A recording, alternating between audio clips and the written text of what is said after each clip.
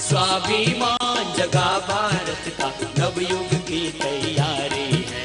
स्वाभिमान जगा भारत का नवयुग की तैयारी है। भ्रष्टाचार को अब न सहेंगे, सदाचार की बारी है। भ्रष्टाचार को अब न सहेंगे, सदाचार की बारी है। स्वाभिमान जगा भारत का नवयुग की तैयारी है। स्वाभिमान जगा भारत का नवयुग की तैयारी है। जाग उठा है देश सारा, दृढ़ संकल्प की बारी है। स्वाभिमान जगा भारत का नवयुग की तैयारी है। स्वाभिमान जगा भारत का नवयुग की तैयारी है। काला धन, वो धन जिसे कुछ लोगों ने अपने निजी स्वार्थ के लिए विदेशी बैंकों में जमा कर रखा है। ये रकम कोई छोटी मोटी रकम नहीं, लगभग 400 लाख करोड़ रुपए। ये धन अगर देश के विकास में लगाया जाए तो हमारे देश से गरीबी, अशिक्षा एवं असमानता खत्म हो जाएगी। किसान को उसका हक मिलेगा और एक बार फिर से हमारा देश विश्व के शिखर पर होगा। देश को फिर से विश्व की आर्थिक महाशक्ति बनाने के संकल्प के साथ राष्ट्रनायक स्वामी रामदेव जी महाराज द्वितीय चरण की भारत स्वाभिमान यात्रा के अंतर्गत पहुंचे उत्तर प्रदेश के फिरोजाबाद जिले के शिकोहाबाद में स्थित ज्ञानदीप पब्लिक स्कूल, जहां स्काउट्स एंड गाइड के बच्चे बैंड बजाकर स्वामी जी की अगुवाई कर रहे थे। मंच पर स्वामी जी ने दीप प्रज्वलन किया। ज्ञानदीप पब्लिक स्कूल के अध्यक्ष ने स्वामी जी महाराज को माल्यार्पण कर सम्मानित किया तथा अन्य शिक्षकगण और प्रबंधन समिति ने भी शॉल और माल्यार्पण कर स्वामी जी को सम्मानित किया। तो वहीं बच्चों ने हाथों में सेनानी भारत स्वाभिमान की तख्तियां लेकर स्वामी जी के प्रति अपनी निष्ठा को व्यक्त कर रहे थे। यहीं पर ज्ञानदीप पब्लिक स्कूल की एक छात्रा ने श्री कृष्ण का वेश धारण कर वर्तमान भारत की व्यथा पर कविता पाठ किया।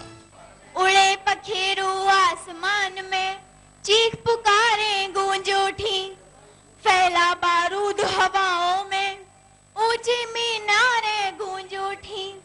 सबसे विराट इस लोकतंत्र को जैसे लकवा मार गया। ये लगा कि जैसे पृथ्वीराज फिर से गौरी से हार गया। है वीर कर करे को सलाम, थे धन्य कामते सालस्कर। उन्नी कृष्णन की देशभक्ति ने कुचल दिए दुश्मन के सर। उन खूनी 59 घंटों में कितनों के दामन रीत गए। नेता टीवी पर कहते हैं हम जीत गए, हम जीत गए। तदुपरांत युग पुरोधा स्वामी रामदेव जी महाराज ने अपने उद्बोधन में कहा, भारत माता की, भारत माता की, वंदे वंदे। आज तक मैं अपनी जिंदगी में हजारों स्कूलों में गया हूं, लेकिन जितने ओजस्वी, जितने तेजस्वी, जितने उत्साह वाले बच्चे मैंने ज्ञानदीप पब्लिक स्कूल के देखे, ऐसे बच्चे कहीं नहीं मिले।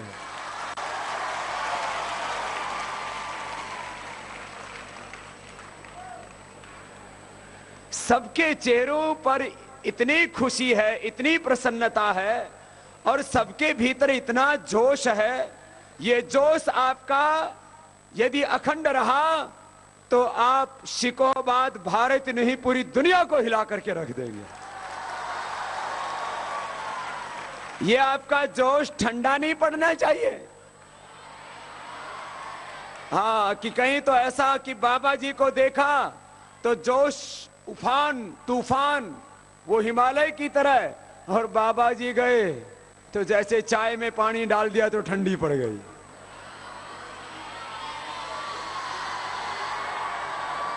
तो आपका ये जोश, आपका ये उत्साह, आपका ये साहस, आपका ये शौर्य, ये पराक्रम आपके अंतिम श्वास तक रहेगा। मैं आपसे ये अपेक्षा कर सकता हूं। ठीक है, चलिए अब आपसे बात शुरू करता हूं।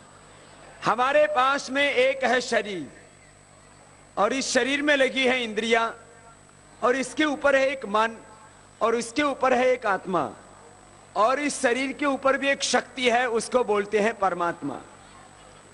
तो मैं आपसे पहले आपकी शक्ति के बारे में बात करता हूं, फिर देश की शक्ति के बारे में बात करता हूं। सबको कितने हाथ दिए भगवान ने? आंखें, किडनी, हार्ट, नाक, और भीतर से देखने में एक है, भीतर से दिमाग, भीतर से दो हैं। तीन कौन से क्या है भाई, जरा बताइए। भीतर से दिमाग है दो, एक है राइट ब्रेन, एक है लेफ्ट ब्रेन। अच्छा, हमारे शरीर में यदि खाना खाया जाए तो एक आदमी अधिकतम कितना खा सकता है? 1 किलो, 2 किलो, 3 किलो,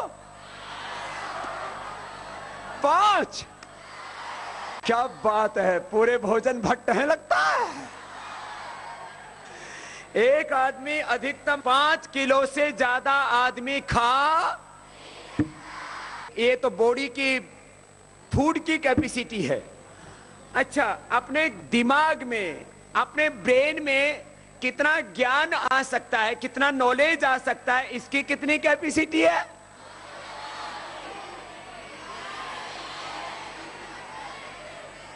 सब बोल रहे हैं बाबा अनलिमिटेड। यही बात है। आपकी सिलेबस में कितने बुक्स हैं? किसी में 5, किसी में 10, किसी में 12, बस। इसका मतलब आपकी पुस्तकें तो इस ब्रेन की फ्लॉपी में सेट करो तो 12 दिन में आ जाएंगी। फिर 12 महीने क्या पढ़ते हो?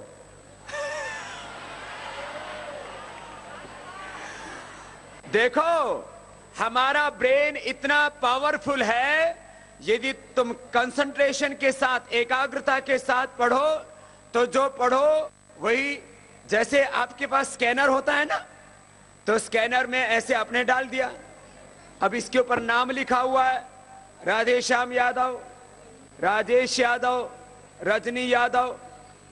कितने नाम बोले? राजेश, रजनी, राधेश्याम, 3 बोले। तो जो सुनो वो सारा आपके ब्रेन रूपी फ्लॉपी में आपके स्कैनर से स्कैन होकर के वो भीतर उसका डेटा आपका रिजर्व हो जाना चाहिए।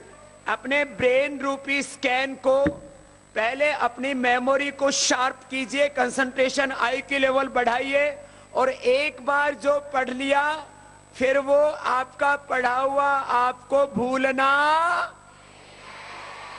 ऐसे नहीं, आगे दौड़ पीछे छोड़।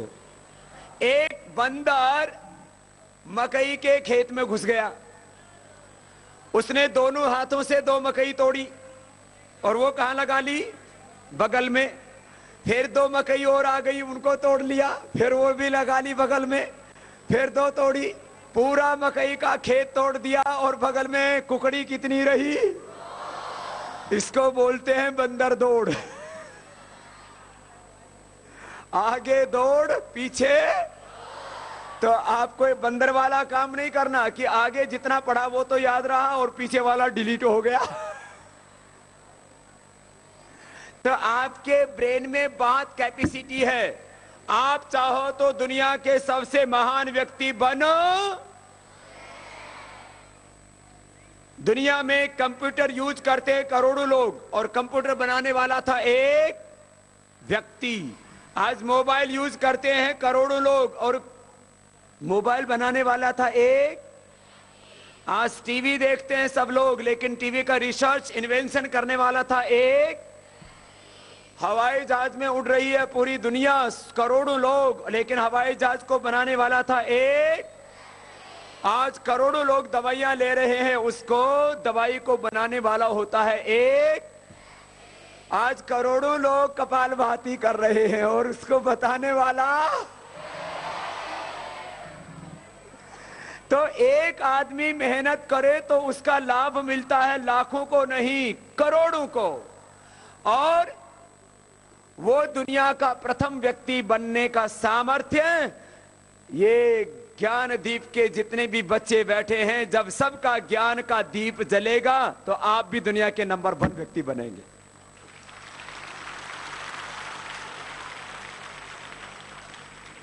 आप किसी भी जाति में पैदा हुए, आप में से बहुत से बच्चे ब्राह्मणों के हैं, बहुत से क्षत्रियों के हैं, बहुत से वैश्यों के हैं, आप कोई वाल्मीकि, दलित, कोई किसान का, कोई किसी भी जाति का बच्चा है। भगवान ने सबको समान रूप से 2 हाथ दिए हैं, 2 पैर दिए हैं, दिल दिया और सबको समान रूप से। इसका मतलब भगवान ने दिमाग देने में कोई पक्षपात, ज्ञान देने में कोई पक्षपात, फिर ये नंबर कम ज्यादा क्यों आते हैं तुम्हारे?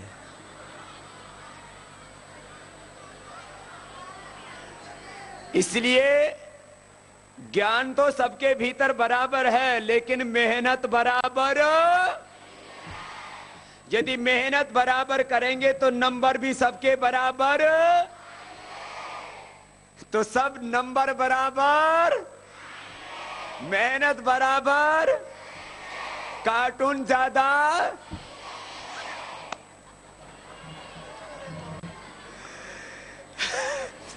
और कुछ तो सुबह से शाम तक कार्टून ही देखते रहते, फिर खुद भी कार्टून ही हो जाते हैं। आपको कार्टून नहीं बनना है, दुनिया में कुछ ऐसा करके दिखाना है कि जमाना युगों युगों तक तुमको याद करे कि कोई धरती पर आदमी पैदा हुआ था। ऐसा करके जाना है। और अब तो बेटियां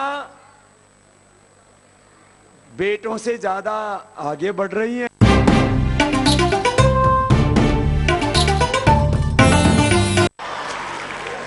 अब संख्या इनकी ज्यादा है यहाँ, लेकिन बीएससी का जब रिजल्ट आता है तो सबसे आगे कौन होती है?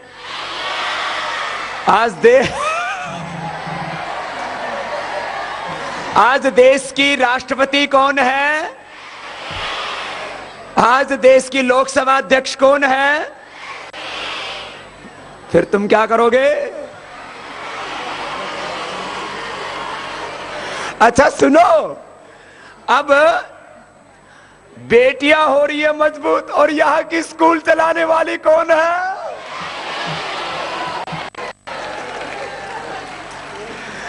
तो ये बेटियां नंबर 1 हो रही है।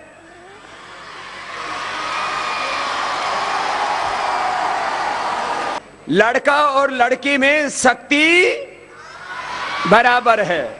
एक बोला बाबा जी हमारी तो किस्मत ही खराब है। मैंने कहा तेरी किस्मत खराब क्यों है? बोले हम तो बाबा जी बीड़ी पीने लग गए। दूसरा बोला बाबा जी हमारी भी किस्मत खराब है, हम दारू पीने लग गए। तो मैंने कहा तेरी किस्मत खराब है तो दारू खराब है, तेरी किस्मत खराब नहीं तो बीड़ी खराब है। तेरी किस्मत खराब होती तो तेरा जन्म स्त्री या पुरुष के रूप में नहीं होता, कीड़ा मकोड़ा हाथी घोड़ा बनता। भगवान ने जिसको भी मनुष्य का जन्म दिया है उसकी किस्मत खराब नहीं, उसकी किस्मत सबसे अच्छी है।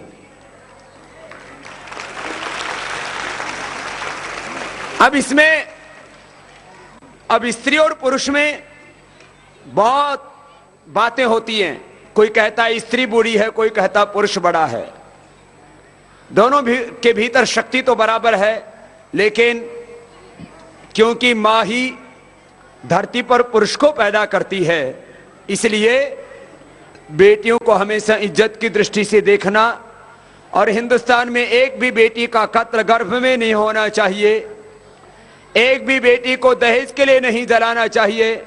और जब सम्मान की बात आए तो घर में भाई बहनों में भी सम्मान देने की बात आए तो भाइयों को बहनों का सम्मान करना चाहिए। ये भी आज आप संकल्प लेकर के जाना, ये हमारी संस्कृति है। तो यहां छोटे बड़े की बात नहीं, ये तो एक दूसरे का हम रेस्पेक्ट करते हैं। अब अगली बात आपसे कह रहा हूं, हम यदि अपने ब्रेन का पूरा यूटिलाइज करें तो हम दुनिया के नंबर 1। तो हमको भगवान ने प्रथम होने की शक्ति दी है। अच्छा, भगवान राम जी भी तो हमारे ही जैसे थे ना। भगवान राम जी के कितने हाथ थे? पैर कितने थे? अपने जैसे ही तो है ना देखने में। माता सीता जी भी अपने जैसी, भगवान शिव पार्वती अपने जैसे थे। तो इसका मतलब जितने भी महान व्यक्ति हुए दुनिया में, उनके पास जो शक्ति थी वो शक्ति हम सबके पास में अपनी शक्ति का उपयोग करना है। अच्छा बताओ, एक खेत में 10 क्विंटल अनाज पैदा होता है, दूसरे में 5 क्विंटल, तीसरे में 2 क्विंटल, और चौथा बंजर पड़ा, उसमें खरपतवार उग रही है। तो दोष खेत का है या किसान का?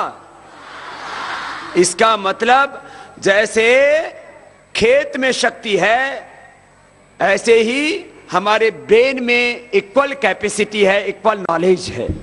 अपने शक्ति का, अपने कैपेसिटी का पूरा प्रयोग करना, ये तो बताया आपको। अब ये इसका यूटिलाइज कैसे पूरा होगा? अच्छा बताओ, बीज में वृक्ष होता है? बोलो, बीज में पेड़ होता है क्या? नहीं होता। तो फिर लगा के देखो उसमें होगा कि नहीं। इसका मतलब बीज में वृक्ष पेड़ दिखाई, ऐसे ही हमारे भीतर बीज रूप में बहुत सा टैलेंट है। टैलेंट तो है लेकिन साइलेंट है। टैलेंट तो है लेकिन अब उस साइलेंट टैलेंट को एक्टिवेट करना है, उसको एक्टिव मोड पर लेके आना है। तो सुबह सुबह क्या करना? प्राणायाम। सुबह सुबह क्या करना?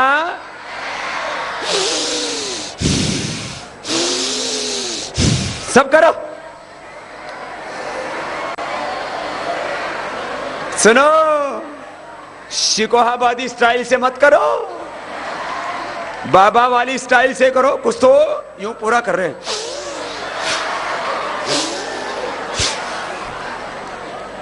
ये अनाड़ी पने से नहीं करना।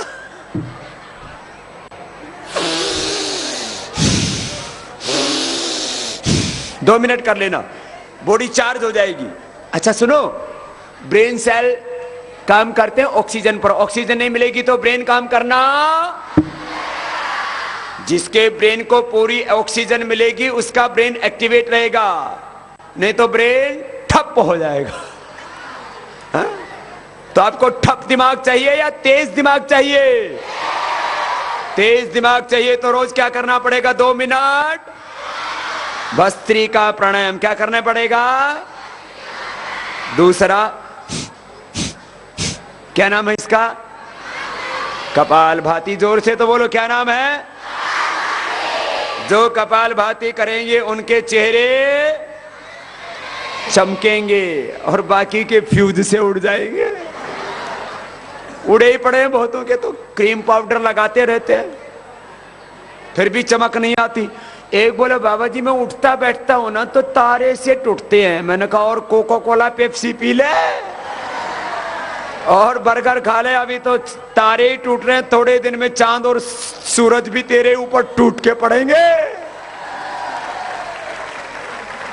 जो कपाल भाती करेंगे उनके शरीर में कोई कमजोरी, उनके शरीर में हीमोग्लोबिन की कमी, किसी भी न्यूट्रिशन, माइक्रो न्यूट्रिशन की कमी। शरीर को पूरा पोषण चाहिए ना, तो पूरा पोषण हॉर्लिक्स से नहीं मिलता, बोर्नवीटा से नहीं मिलता, कॉम्प्लोन से नहीं मिलता। I am a Complan boy. डब्बा डब्बी के आदमी हो गए। अरे तू कॉम्प्लोन बॉय नहीं, तू रामकृष्ण की संतान है, तू ऋषियों की संतान, भगवान की संतान। यहां डब्बे डब्बी के आदमी पैदा हो गए। कोको कोला पेप्सी पी करके सब बर्गर खा के बर्बाद हो गए।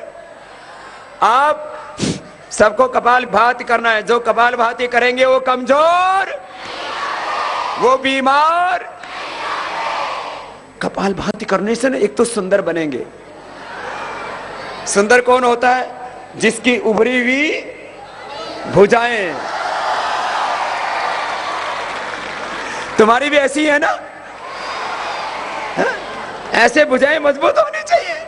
और किसी की टांगे सिगरेट जैसी और भुजाएं बीड़ी जैसी।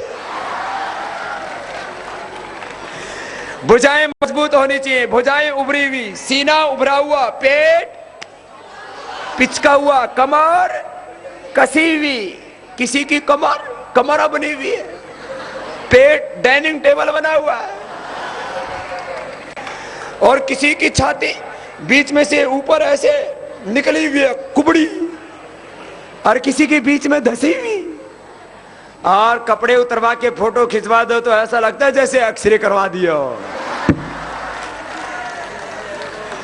जो कपालभाति करेंगे वो कमजोर,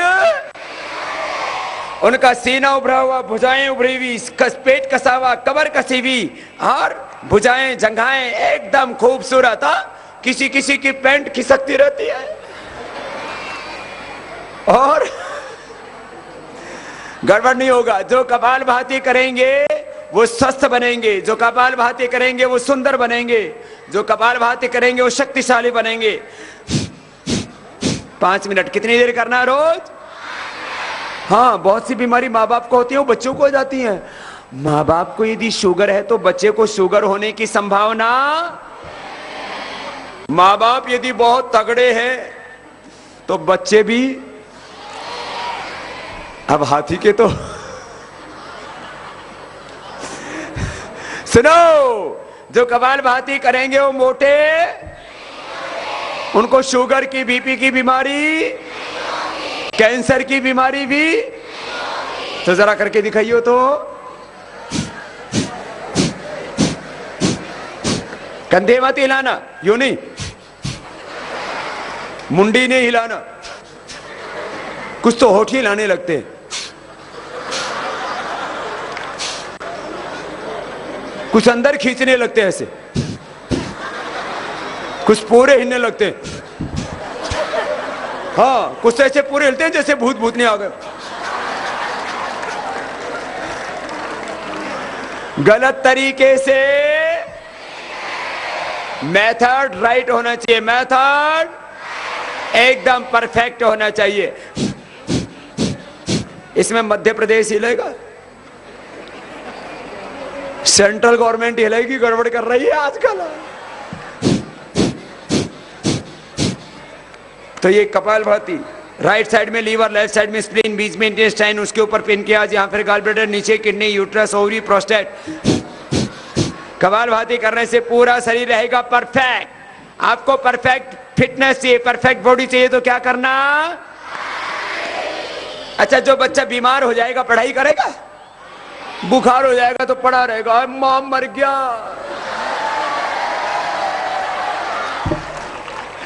बीमार होने के बाद में पढ़ाई, उल्टी दस्त लग जाएंगे तो बाथरूम में क्लासरूम हो जाएगा। इसलिए स्वस्थ रहना, स्वस्थ रहना। जो स्वस्थ नहीं रहेगा वो ठीक से पढ़ाई और बड़ा होकर के कमाई भी।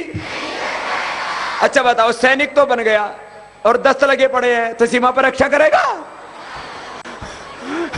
लैट्रिन करता फिरेगा, ऊपर से फायरिंग ना होकर के नीचे से होनी शुरू हो जाएगी।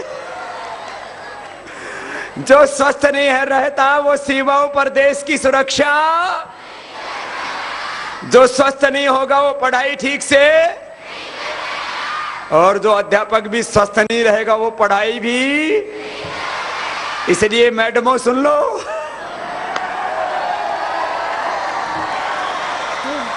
सब मैडमों को भी स्वस्थ रहना है।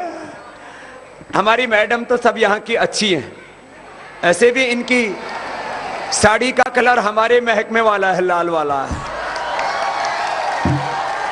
तो सुनो, सबको रोज क्या करना है?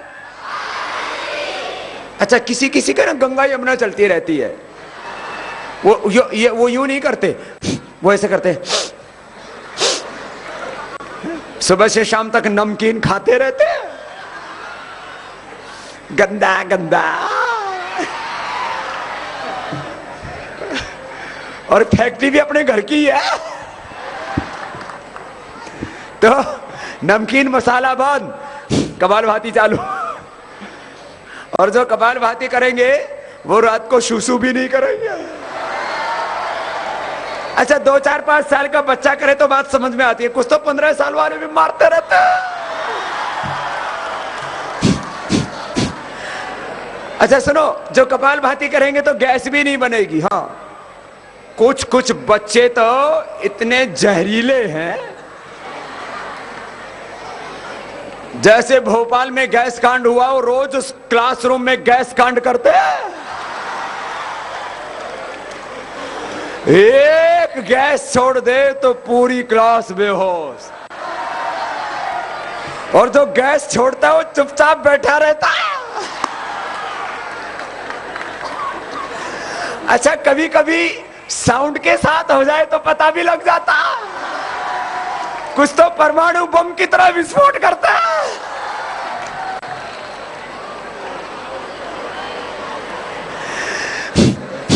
जो कपालभाति करेंगे उनको गैस। अच्छा सुनो, किसी किसी को इतनी कब्ज रहती है वो पेट साफ ही नहीं होता। हाँ, ऐसे तोल तोल के फेंकते रहते हैं। कपालभाति करना, कोई बीमार नहीं होगा। और कपालभाति के बाद में बाह्य प्राणायाम करना, श्वास को बाहर छोड़ के बाहर रोक दिया। देखो ऐसे, कैसे?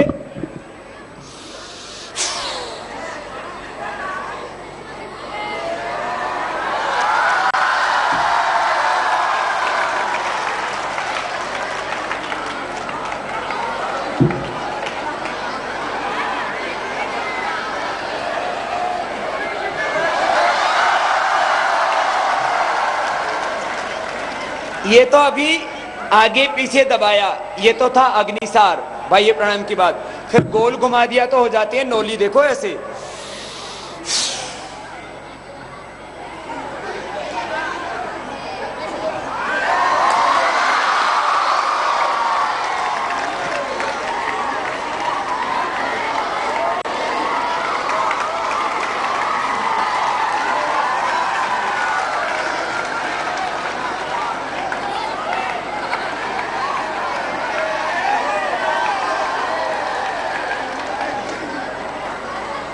तुम भी करोगे?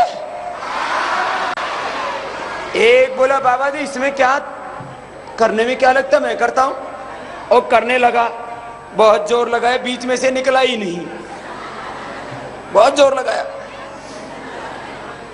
फिर वो झुका और झुका के घुमाने लगा तो पीछे से घूम गया, आगे से घुमा ही नहीं।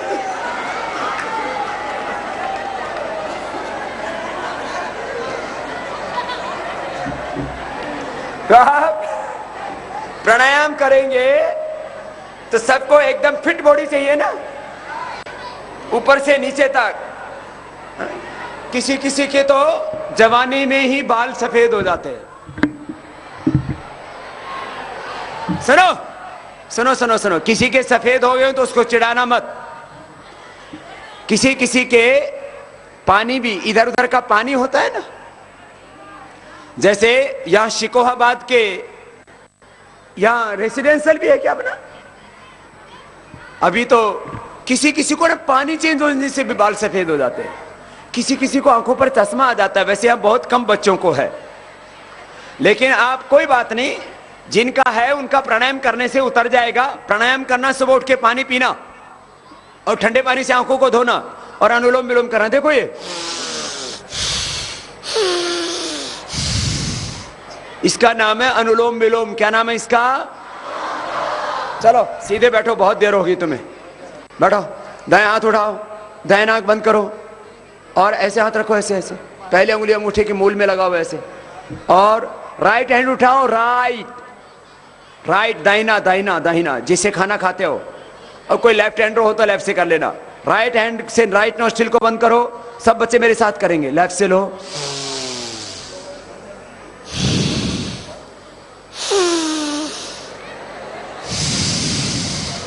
भर लो भर लो, तुम्हारी भी नहीं तो फिर दूसरी बांसुरी बजेगी। करो,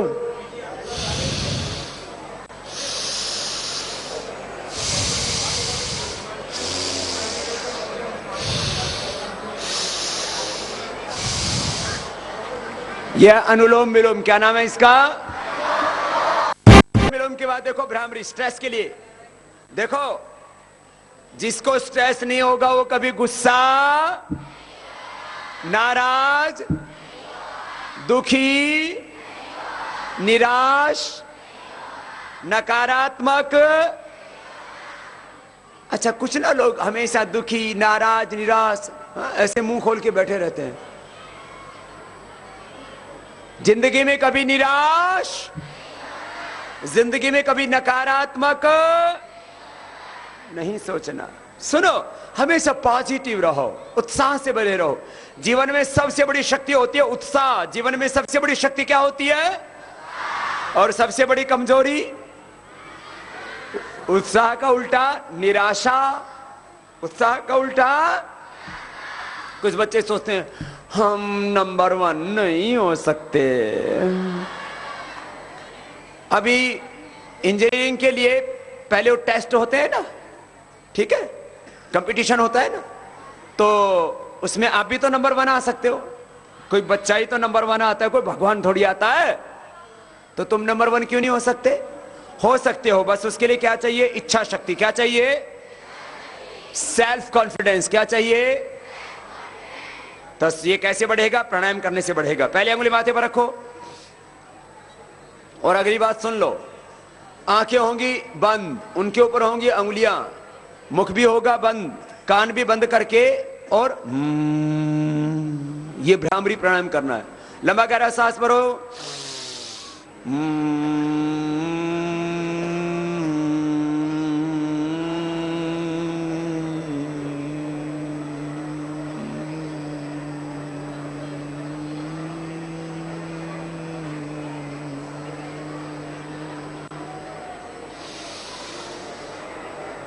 एक बार नहीं, 3 बार करना है। कोई भी बीच में आवाज नहीं करेगा। फिर से श्वास भीतर गहरा भरो। 3 बार करना, अभी 2 बार बाकी है। लंबा गहरा सांस भरो।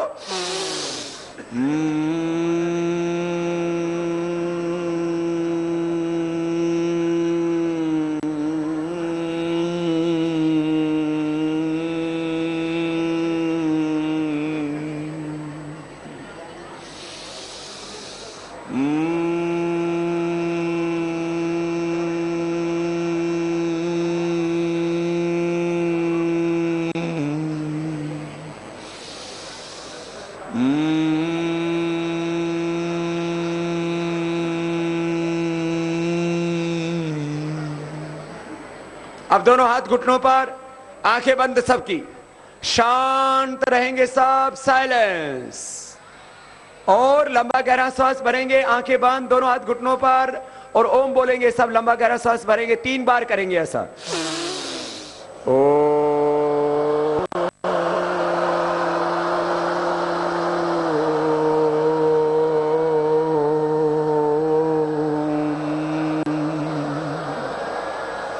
फिर से लंबा सांस भरेंगे।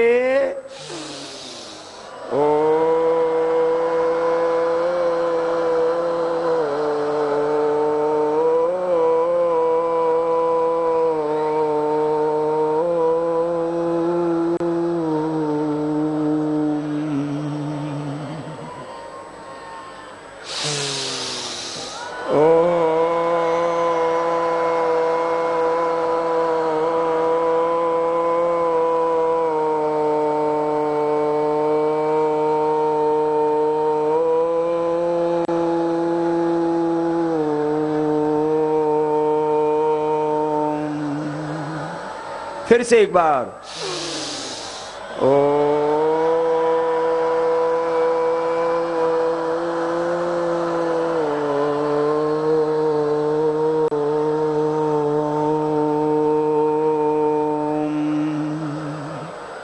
साइलेंस। तो ये ओम का उच्चारण किया, तो ये भ्रामरी के बाद उद्गीत प्राणायाम हो गया।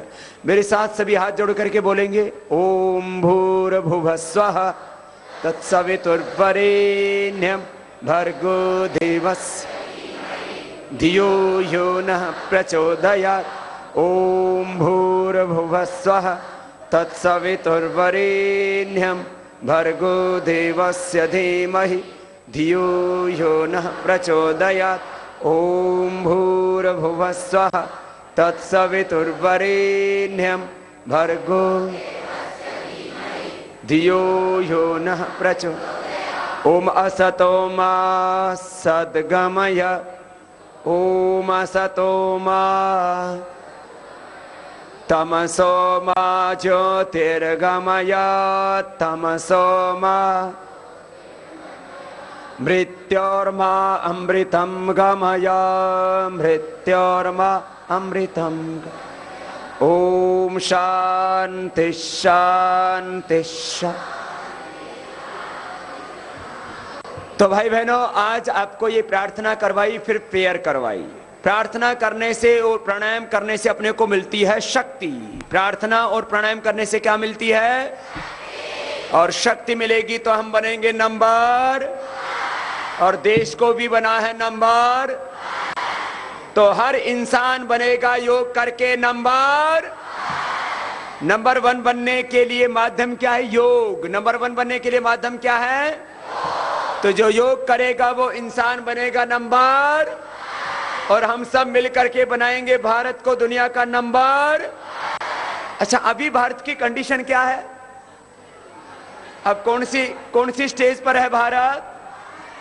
चौथी स्टेज पर। अभी भारत कौन सी स्टेज पर है? और बहुतों में तो बहुत पीछे। ह्यूमन डेवलपमेंट रिपोर्ट में है 125वें स्थान पर। किस पर है? 100। और ईमानदारी में पीछे से फर्स्ट, और बेईमानी में आगे से, गंदगी में आगे से। और ये अच्छी बात नहीं है ना? अच्छा, अब सुनो, इस देश को कुछ लोगों ने बहुत नरक बना दिया है। तो बोलो, आपको ताकतवर देश चाहिए कि कमजोर? आपको पढ़ा लिखा देश चाहिए कि अनपढ़? आपको ईमानदार देश चाहिए कि बेईमान? आपको साधन संपन्न देश चाहिए कि बेरोजगार? सब बेरोजगार घूम रहे हैं, पढ़ लिख करके नौकरी है ही नहीं। फिर क्या? कोई बीड़ी पीने लग जाता है। मैंने कहा बीड़ी क्यों पी रहा है? बोलो बाबा नौकरी नहीं मिली। मैंने कहा बीड़ी नौकरी दिला देगी? बीड़ी पीने से, दारू पीने से, सिगरेट पीने से किसी को नौकरी मिलने वाली, तनाव कम होने वाला, कोई सुख मिलने वाला? तो भाई बहनों, आज अमेरिका की जीडीपी है 732 लाख करोड़ रुपए की। अमेरिका की जीडीपी कितनी है? 732 लाख करोड़। कितना? 732। और चीन की जीडीपी है, याद रखना, अभी पूछूंगा दोबारा, तुम्हारा अभी ब्रेन मैपिंग कर रहा हूं। चीन की जीडीपी कितना? अभी बताया ही नहीं। अमेरिका की 732 लाख करोड़, याद रखा है। और चीन की जीडीपी है 503 लाख करोड़। जापान 215 लाख करोड़। और भारत 202 लाख। भारत 200,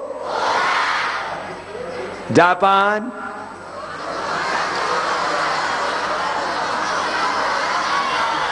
गड़बड़ हो गई ना?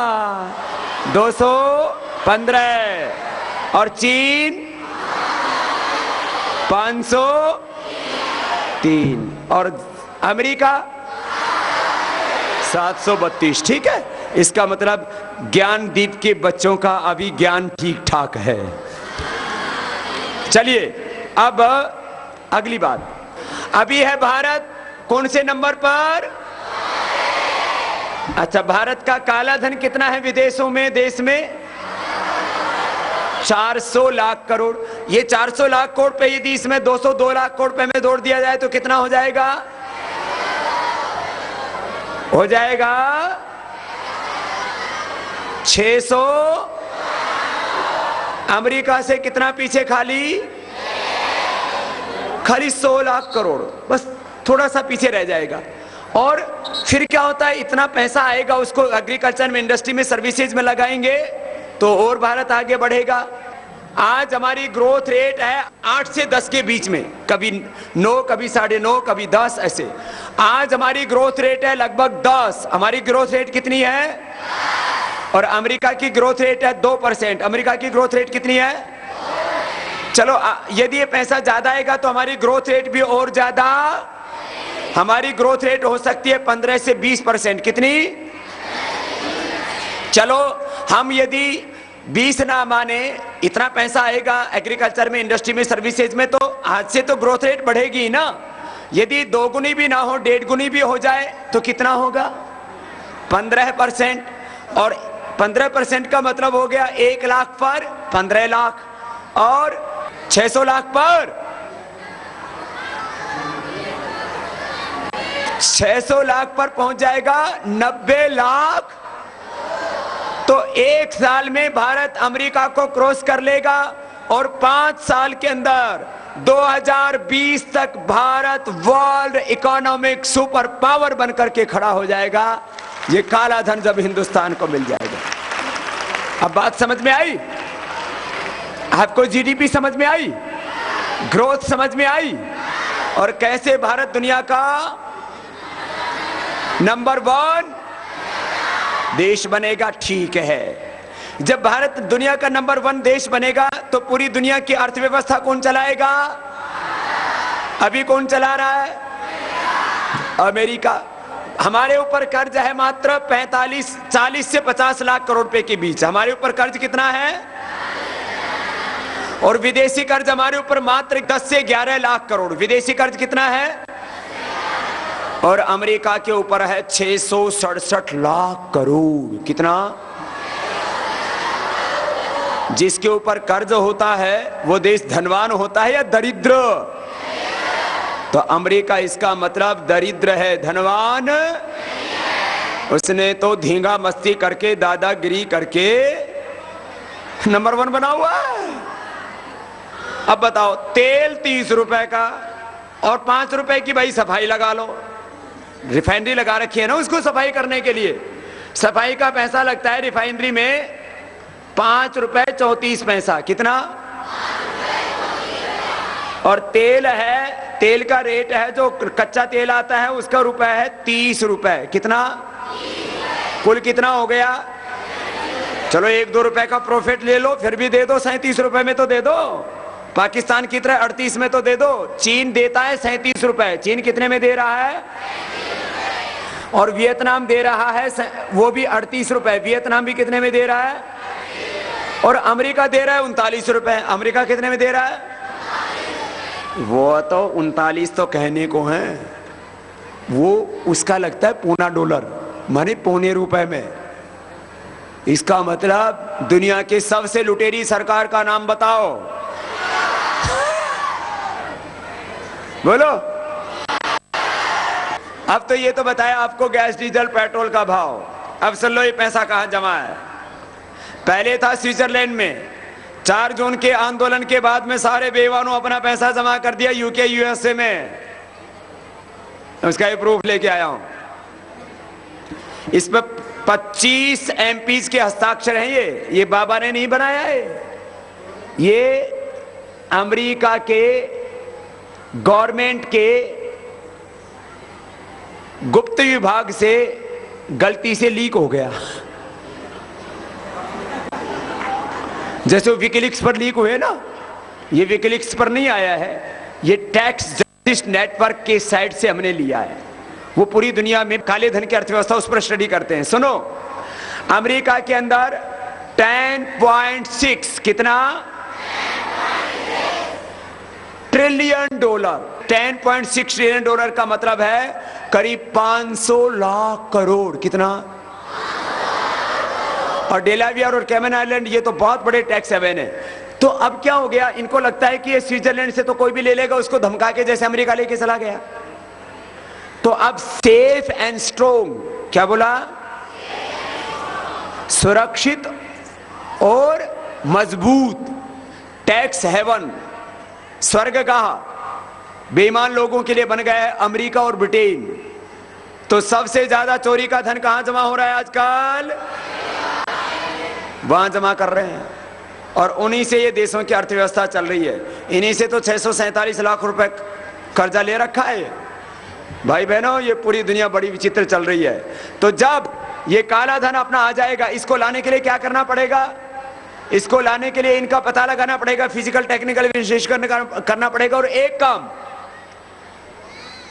करप्शन एंड मनी लॉन्ड्रिंग के तहत जितने भी आज तक सांसद रहे उन सबके ऊपर केस दर्ज करके और हिसाब मांग लो। जिसका होगा उसका आ जाएगा, जिसका नहीं है वो इस अग्नि परीक्षा में खरा उतर जाएगा। ये एक काम कर लेंगे तो हिंदुस्तान का ये 400 लाख करोड़ रुपए हिंदुस्तान को वापस मिल जाएगा। और आंतरिक अर्थव्यवस्था का धन वापस लाने के लिए बड़े नोट वापस लेना और टैक्सेशन सिस्टम को ठीक करना बहुत से उपाय हैं। तो बस अब अंतिम बात कह रहा हूं, जरा सुनो। जिस दिन भारत में से काम हो जाएगा उस दिन भारत का रुपए डॉलर से मजबूत हो जाएगा। भारत का रुपए फिर कोई विदेशों में जाकर के नौकरी, विदेशों में जाकर के उनकी गुलामी, और सारी दुनिया भारत के पीछे। तो बोलो ऐसा करना है कि नहीं? देखो दुनिया में ऐसे ही आए थे ऐसे ही मर जाओगे, कुछ करके जाओ। तो सबको ये भारत स्वाभिमान के सेनानियों का ये काम होगा। तो जरा फिर से अपने हाथ में उठा लो सेनानियों अपना पर्चा और सब मेरे साथ बोलेंगे, बोले भारत माता की, भारत माता की। हम बोलेंगे काला धन लाएंगे, आप बोलेंगे देश को काला धन लाएंगे, काला धन लाएंगे। गरीबी को हटाना है, देश को बचाना है, भ्रष्टाचार को मिटाना है, बेरोजगारी को खत्म करना है, तो काला धन लाना।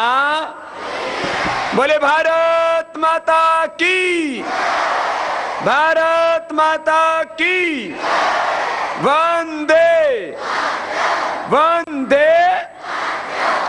भाई बहनों, आज के इस शानदार ऐतिहासिक यादगार और अभूतपूर्व कार्यक्रम के आयोजन के लिए भाई राधेश्याम यादव जी और भाई राजेश यादव जी के साथ बहन रजनी, जिनका पराक्रम से ये स्कूल इतनी ऊंचाई तक पहुंचा, एक बार जोरदार अभिनंदन।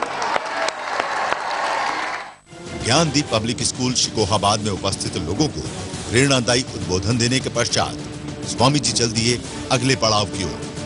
लेकिन रास्ते में पड़ने वाले उखरेंड गांव के लोगों ने स्वामी जी के काफिले को रोक वंदे मातरम एवं भारत माता की जय घोष के साथ जोरदार स्वागत किया। लोगों ने फूलमाला व स्मृति चिन्ह भेंट कर आशीर्वाद प्राप्त किया। उखरेंड के लोगों को आशीर्वाद दे स्वामी जी चल दिए सिरसागंज की ओर। लेकिन एक और रास्ते में पड़ने वाले गांव के लोगों ने काफिले को रोक स्वामी जी का मुकुट पहनाकर एवं माल्यार्पण कर शॉल भेंट की और आशीर्वाद प्राप्त किया। तदुपरांत जननायक स्वामी रामदेव जी ने अपने उद्बोधन में कहा, आज हम जहाँ खड़े हैं इसके लिए हमारे पुरखों ने बहुत तप किया है। हमारे लिए भवन बनाए, पेड़ लगाए, इस जमीन को बचा के रखा, आजादी की लड़ाइयाँ लड़ी। किसी भी देश की सारी बातों को यदि 3 शब्दों में कहा जाए तो एक होता है हमारा भूतकाल अतीत, एक होता है हमारा वर्तमान प्रेजेंट, एक पास्ट एक प्रेजेंट, एक हमारा फ्यूचर, एक हमारा भविष्य। भूतकाल में सब कुछ आ गया, हमारा देश, हमारा समाज, हमारी राजनीति, हमारी शासन व्यवस्था, हमारे पुरखे, हमारे पूर्वज, हमारी संस्कृति, हमारी सभ्यता। तो आज जो कुछ है हम अपने बड़ों की वजह से। इस वर्तमान भारत को बनाने के लिए जिन लोगों की उम्र 50-60 साल की, उन्होंने भी बहुत कुछ किया है। और इससे पहले ये देश तो 1,96,08,111 वर्षों से है। इतने कालखंड में कितने लोगों ने तप किया और ये धरती माता को आज तक बचा के रखा है, इस भारत माता की इज्जत आबरू को बचा के रखा है। आज हम खड़े हैं और उनके जो भी पुण्य है, तप है, उससे हम जीवित हैं। अब हमें एक नया भविष्य बनाना है और उसके लिए मैं रोज बात करता हूं कि हमारे भीतर इतनी क्षमता है कि आज इतने पतन के बाद, इतनी चुनौतियों के बाद, इतने प्रश्नों के बाद, इतनी समस्याओं के बाद आज भारत विश्व की 4थी बड़ी अर्थव्यवस्था है। पहले नंबर पर अमेरिका है, 732 लाख करोड़ रुपए की उसकी अर्थव्यवस्था है। दूसरे नंबर पर चीन है जिसकी 503 लाख करोड़ रुपए की अर्थव्यवस्था है। तीसरे नंबर पर जापान है जिसकी अर्थव्यवस्था 215 लाख करोड़ की है और भारत उसकी अर्थव्यवस्था 202 लाख करोड़ की। यदि 400 लाख करोड़ रुपए का कालाधन आता है, यदि भ्रष्टाचार मिटता है और व्यवस्थाओं में परिवर्तन होता है तो भारत दुनिया की सबसे बड़ी अर्थव्यवस्था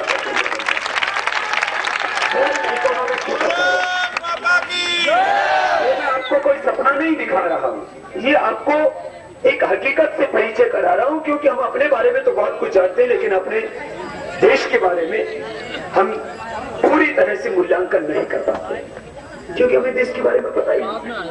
अपने देश के बारे में पूरी जानकारी न होने से और देश कैसे बचेगा, देश कैसे टूट रहा है, देश कैसे लुटा है और इसको कैसे बचाना है, सब मिलकर के जिस दिन सोचना शुरू कर देंगे उस दिन भारत अच्छा बनेगा। आप हमसे मिलकर के अपने आप को अच्छा बनाएं, योगाभ्यास करके अपने शरीर को, मन को, विचारों को शुद्ध रखें और राष्ट्र निर्माण के इस काम के लिए सब मिलकर के जिस दिन एकजुट हो जाएंगे उस दिन भारत में न गरीबी रहेगी, न शिक्षा रहेगी, न बेरोजगारी रहेगी। एक नया भारत बनाना है।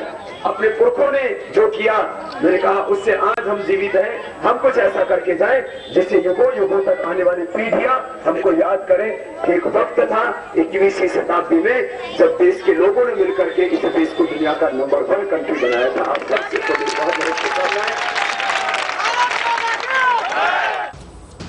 स्थानीय लोगों को आशीर्वाद दे स्वामी जी पहुंचे सिरसागंज, जहां लोगों ने फूलों की वर्षा एवं तिलक व माल्यार्पण कर स्वामी जी का जोरदार स्वागत किया। मंच पर लोगों ने स्वामी रामदेव जी महाराज एवं स्वदेश जी महाराज का माल्यार्पण कर सम्मान किया तथा लोगों ने स्वामी जी को गदा भेंट किया व पगड़ी पहनाकर स्वामी जी के प्रति अपने सम्मान को प्रकट किया। तदुपरांत युगपुरोधा स्वामी रामदेव जी ने अपने उद्बोधन में कहा, राह में चलते चलते आपसे आज मिलना ये भगवान का विधान था। नहीं तो आज यहाँ पर इस तरह से चलते चलते रास्ते में मुलाकात होगी। राह में ही आप इतनी बड़ी श्रद्धा से, इतनी बड़ी संख्या में आए, आप सबको मेरा बहुत बहुत अभिनंदन है। सबको बहुत और आप सबके भीतर जो उत्साह है, आप सबके भीतर जो योग के प्रति, अपने राष्ट्र के प्रति निष्ठा, सुबह उठ करके हम योग करना शुरू कर दें, बाकी काम तो अपने आप हो जाएगा। मेरे दिल का बहुत बड़ा सपना है जिस दिन सारा हिंदुस्तान उठ करके सुबह योग करना शुरू कर देगा और विश्व की सबसे बड़ी आध्यात्मिक और आर्थिक महाशक्ति बने भारत और भारत के पीछे पूरा विश्व चलेगा तो भारत के कुल में एक नई विश्व का उदय होगा। भारत के निर्माण में एक नई युग का निर्माण। सिरसागंज के लोगों को भारत स्वाभिमान से जोड़ने के पश्चात स्वामी जी पहुंचे शिकोहाबाद में आयोजित रोटरी दैनिक प्राणायाम शिविर में, जहां सत्य की प्रतिमूर्ति स्वामी रामदेव जी ने अपने उद्बोधन में कहा, जिस स्थान पर लंबे समय तक योग किया जाता है, यज्ञ किया जाता है, गौ माता की सेवा की जाती है, वो स्थान तीर्थ बन जाता है। तो ये इतने लंबे समय तक योग करने से स्थान ही तीर्थ बन गया है। और पूरे देश में खाली एक ही काम होना शुरू हो जाए तो देश की दशा और दिशा बदल सकती है। योग का एक पक्ष है उससे रोग मिटना, उससे सबसे बड़ी बात होती है शरीर शुद्ध हो जाता है, मन शुद्ध हो जाता है, विचार शुद्ध हो जाते हैं। और जिसका शरीर शुद्ध है, चाहे हम भस्त्रिका करते हैं, चाहे कपालभाति करते हैं, या आप अनुलोम विलोम करते हैं,